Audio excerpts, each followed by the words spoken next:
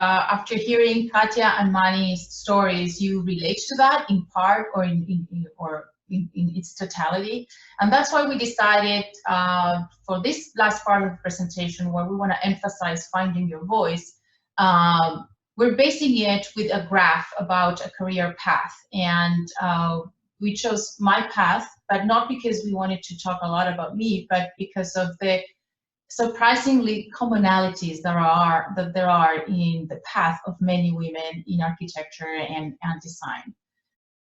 I faced this first part of my career, as many women do, with a predominant sense of control over our careers. We feel that what we've done in college and being achievers, as Katya has said, getting great grades, working hard, is going to give us those A grades in the workplace. And soon after that, we realize that the workplace is a different environment.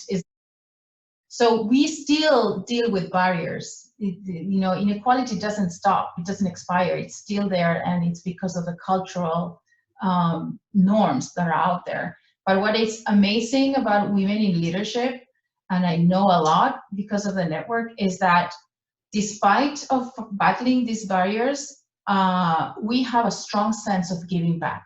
We enjoy doing these sessions, we enjoy doing mentoring to change the status quo and advance the next generation.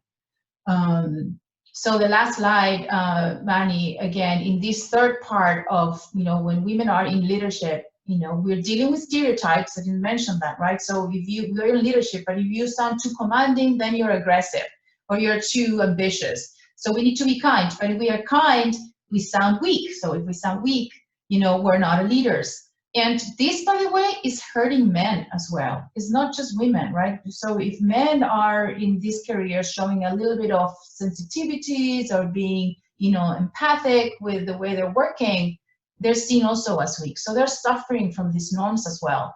So conclusion about finding your voice, you know, trust it. You have who you are where you are because you're prepared and you deserve it. So trust your voice, raise awareness,